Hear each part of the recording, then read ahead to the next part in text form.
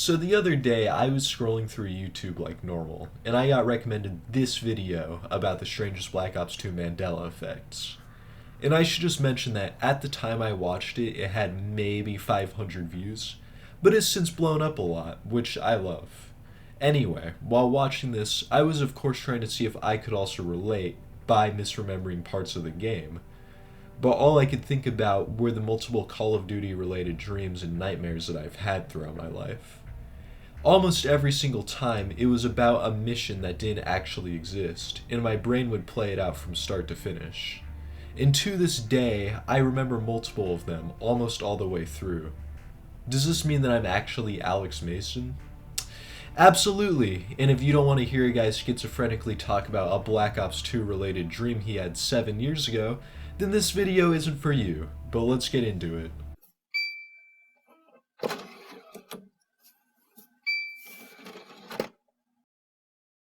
Okay, for some context, I was about 12 years old, and I had been trying to beat every Call of Duty game on Veteran, with Black Ops 2 being the easiest, and Call of Duty 1 taking me almost a year to complete.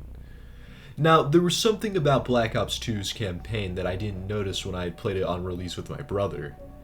The game has sort of an uneasy and creepy vibe to it, and I still can't really pin down why.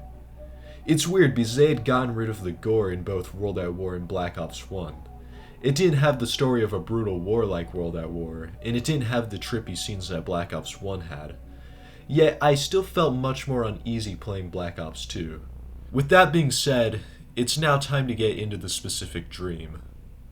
Okay, first of all, it's a nighttime mission, but the sky is bright red. It reminds me of the bog from Call of Duty 4, but way more deep-fried. There's a sort of fog in the mission, but it doesn't totally obstruct your vision, it just makes everything appear grainy.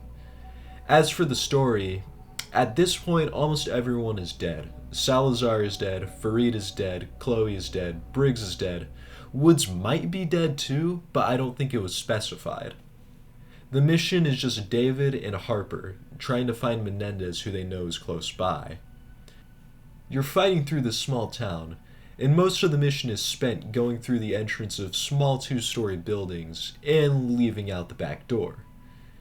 I do remember at some point going upstairs to shoot enemies from the windows. Anyway, you continue fighting through this town for a long time. But after you get to the end, you hear a vehicle drive away, and you know it belongs to Menendez. And you and Harper come across a vehicle that resembles a motorcycle, but it has a turret. David gets in the driver's seat, and Harper gets on the turret. And as you get in the vehicle, it fades to black to load the next section.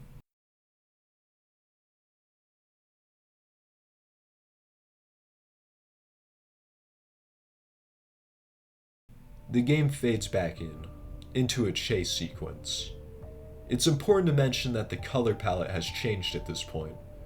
While there is still a slight redness to everything, it's much more resemblant of a normal nighttime mission. You can actually see clearly now. The unfortunate thing here is, I don't remember this part being that interesting. While you're chasing down Menendez, you can't even see his vehicle. If you could see it, then Harper could shoot at him with his turret. Instead, you're just fighting other enemies who are also in vehicles. What I do remember, however, is after a while of this chase, something causes your vehicle to crash, and there's another loading screen.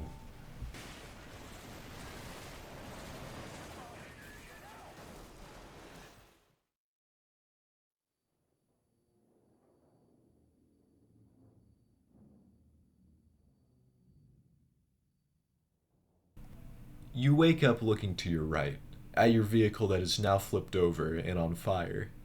Before you hear Harper say, "Section," you look to your left and see Harper is hurt badly. You're about to make an attempt to stand back up, but Menendez walks into frame, with a pistol in his hand, which stops you dead in your tracks.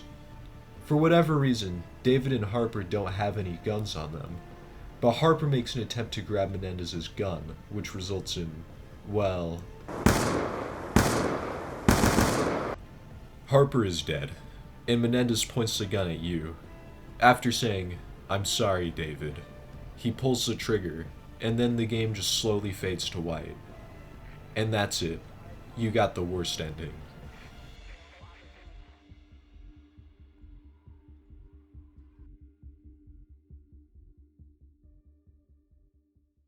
Okay, so if you've made it this far, you probably have a lot of questions. First of all, yes, this is real. This is 100% real. This is a real dream that I had as a kid. And I've actually imagined multiple COD missions that don't actually exist in my sleep. Why? Who the hell knows? Now what I'm going to do is I'm going to analyze this mission as if it's real. I tried to think to myself, where in the campaign could this mission possibly fit?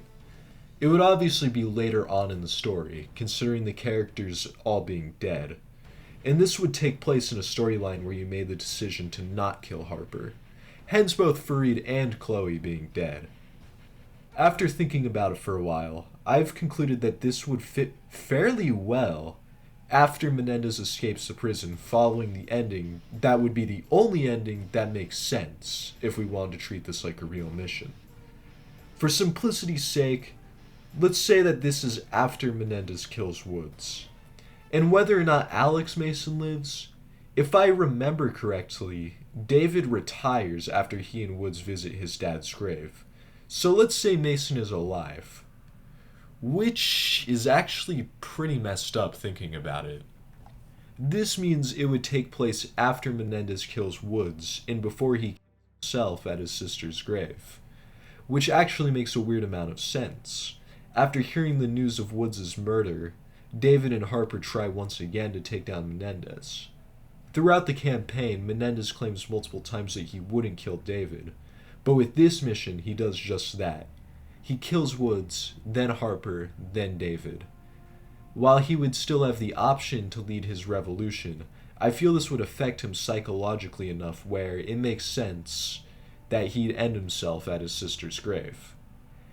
I guess this would make Alex Mason the sole survivor. So that's it. That's my story. I should clarify that it's been a pretty long time since I've played through the game, so I would fully understand if I missed something and the story wouldn't make sense. Feel free to let me know in the comments. And with that being said, feel free to leave your questions in the comments.